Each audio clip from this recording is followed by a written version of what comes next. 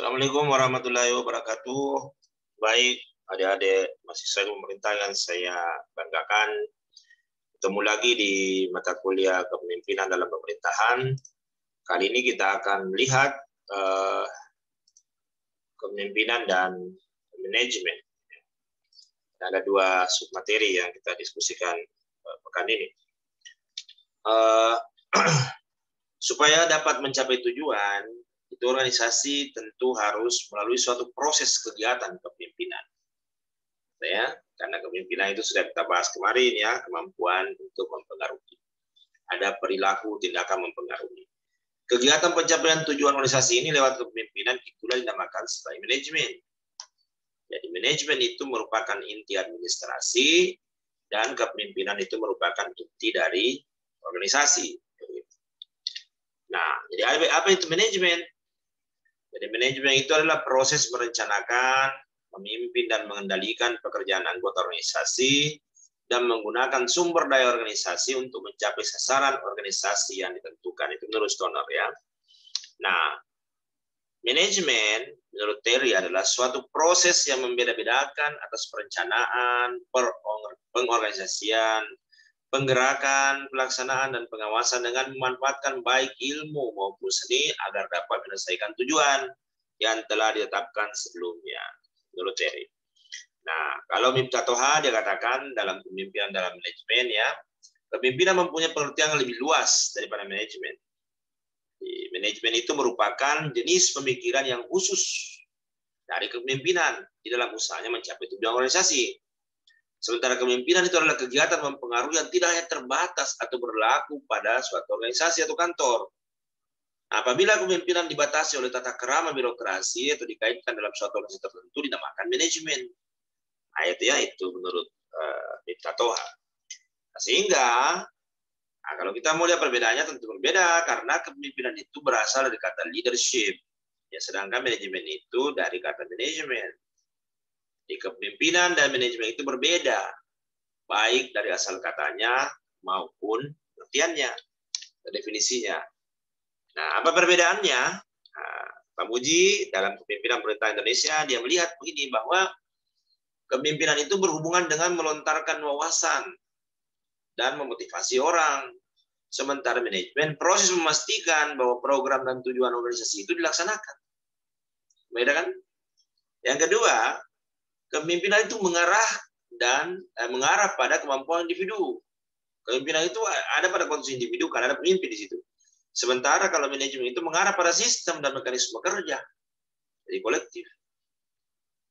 Nah, sementara kalau kepemimpinan itu merupakan kualitas hubungan, nah, manajemen merupakan fungsi status karena ada status di situ, ada peran, ada struktur ya.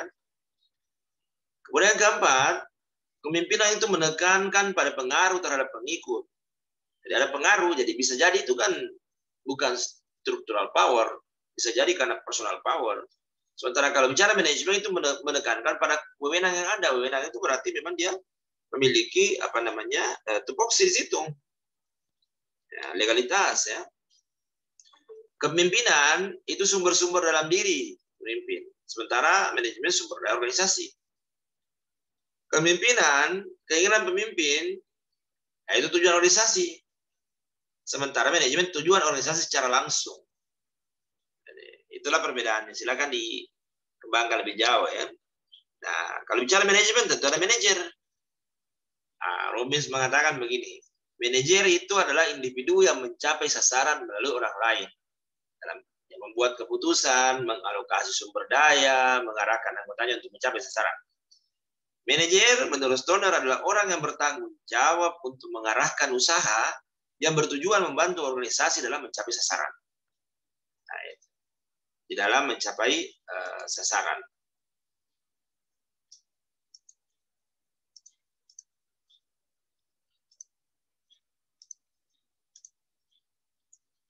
Oke.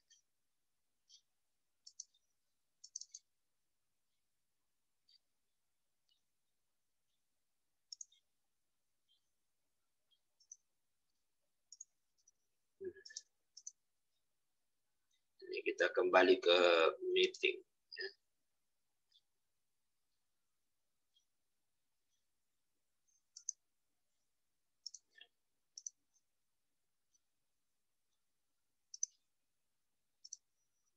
Iya. Kemudian dikatakan tadi bahwa orang yang bertanggung jawab untuk mengarahkan usaha yang bertujuan membantu organisasi di dalam mencapai sasaran. Kemudian selanjutnya adalah, nah, seorang manajer itu harus memiliki 3 hal, keterampilan teknis, keterampilan personal, dan keterampilan konseptual. Kalau bicara teknis itu kan kemampuan mengaplikasi pengetahuan dan keahlian, ya, skill ya, jadi knowledge dan skill. Keterampilan personal, nah itu berarti kemampuan bekerja sama, kemampuan memahami dan memotivasi orang lain, baik secara perseorangan maupun kelompok. Sementara keterampilan konseptual itu berarti kemampuan mental untuk menganalisis dan mendiagnosa sesuatu yang rumit. Kurang lebih sama dengan pemimpinan, tapi tentu tadi ada beberapa perbedaan di dalamnya. Nah, apa perbedaannya menurut Dennis? Ya, Reinventing Leadership. Nah, di sini. Jadi kalau bicara pemimpin itu visi, sementara manajer itu tujuan. Pemimpin itu pertanyaannya apa, lalu mengapa? Kalau manajer bagaimana caranya dan kapan waktunya. Jadi pemimpin itu luas, sementara manajer konsisten. Nah, yang keempat, pemimpin itu inovator, manajer administrator. Nah, pemimpin domainnya kebijakan, manajer prosedur. Ada SOP di situ. Pemimpin ya bekerja yang benar, efektif. Sementara manajer bekerja dengan efisien. Kalau pemimpin mengarahkan, manajer mengawasi. Pemimpin mengembangkan organisasi, manajer mempertahankan sistem. Nah, Anda sudah bisa lihat perbedaannya kan? Nah, pemimpin itu melihat horizon. Sementara manajer itu vertikal ya, melihat bottom line. Jadi bagaimana mengerjakan dengan benar, bagaimana mengerjakan yang benar. Nah, itu berbeda. Jadi ada efektivitas, ada efisiensi. Nah, bagaimana pengaruh kepemimpinan dalam manajemen itu? Nah, Dennis mengatakan begini, untuk bertahan hidup di masa sekarang ini, tentu kita membutuhkan pemimpin generasi baru. Ya, yang kita butuhkan pemimpin, bukan manajer. Nah, pemimpin itu mampu menaklukkan hambatan-hambatan yang mengancam organisasi. Ada perubahan yang serba cepat, ada ketidakpastian, kekacauan dunia, dan perubahan itu sendiri. Pemimpin akan menyelamatkan kita semua jika percaya sepenuhnya. Sementara manajer menyerah dengan itu semua, menurut Dennis ya. Karena ada konsistensi dari sebuah sistem yang dipertahankan oleh manajer. Sementara pemimpin itu dengan kondisi yang sangat dinamis itu mesti memikirkan hal-hal yang baru, hal-hal yang kreatif dan seterusnya. Jadi sekali lagi bahwa kegiatan pencapaian tujuan organisasi lewat kepemimpinan itulah manajemen. Pemimpin dan manajer itu saling tergantung. Pejabat birokrasi publik itu harus berperan ganda. Dia sebagai pemimpin dan juga sebagai manajer. Pemimpin harus mampu memadukan antara kemampuannya mempengaruhi dan kemampuannya di dalam menjalankan fungsi manajemen, perencanaan, organisasi, ya pengorganisasian, perencanaan, pengorganisasian, pelaksanaan, dan pengawasan, controlling. Dan juga penggunaan sumber daya organisasi, 6M.